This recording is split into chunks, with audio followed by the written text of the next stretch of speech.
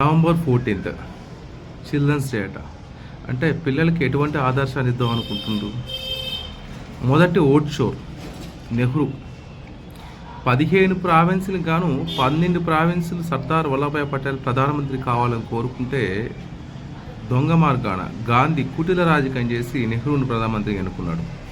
తర్వాత ప్రధానమంత్రి అయిన తర్వాత ఏమైనా ఉద్ధరించాడంటే అది లేదు. చదువు సంజరాని అబుల్ కలాం ఆజాద్ మౌలానా అబుల్ కలాం ఆజాద్ని ఎడ్యుకేషన్ మినిస్టర్ పెట్టి 11 సంవత్సరాల పాటు మన చరిత్ర మనకు కాకుండా నరనరాన ఢిల్లీ సుల్తాన్లు మొఘలే చరిత్ర మన తరతరాలకు ఇంజెక్ట్ చేశాడు. ఎవరండి?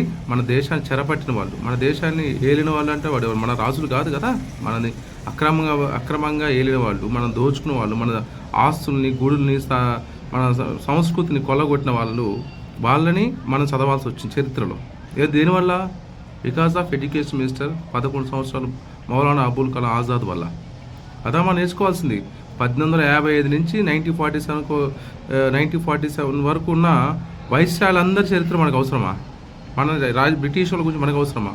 ఢిల్లీ సుల్తాన్లు అసలు ఈ రాముడు తండ్రి దశరథ తండ్రి ఎవడం తెలుసా? భారతీయులకు ఎవరు తెలుసా? తెలియదు. కానీ బాబర్ కొడుకు హుమాయూన్ కొడుకు అక్బర్ కొడుకు ఔరంగజేబు, లేకుంటే షాజహాన్, వీళ్ళ చరిత్రలో వాడు ఒక ఎంపరర్ అని చెప్పేసి దేశాన్ని నాశనం విచ్ఛిన్నం చేసిన, సంస్కృతిని చిన్నాభిన్నం చేసిన కాంగ్రెస్ని ఎట్టి పరిస్థితులు క్షమించకూడదు.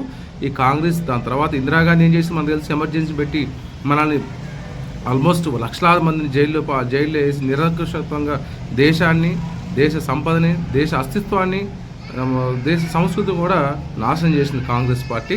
ఓట్ చోర్ అంటే ముందు గుర్తొచ్చేది కూడా నెహ్రూ, దాని తర్వాత ఇందిరాగాంధీ మాత్రమే. తర్వాత మన్మోహన్ సింగ్ని రంబర్ స్టాంప్ చేసి 10 ఏళ్ల పాటు సోనియా గాంధీ నిరంకుశంగా దేశాన్ని పరిపాలించింది. మామూలుగా తను అక్రమంగా దేశానికి ప్రధానమంత్రి అవుతుంది. కానీ పాప సుబ్రహ్మణ్యం గారు కోర్టుకెళ్ళి, తర్వాత సుప్రీంకోర్టుకి వెళ్ళి తన యొక్క ఎన్నిక చెల్లదు, తన ప్రధానమంత్రిగా తన సిటిజన్ కాదు, ఇండియన్ సిటిజన్ కాదని చెప్పి ఫైట్ చేసి తన ఎన్నికను ఆపగలిగాడు. లేకుంటే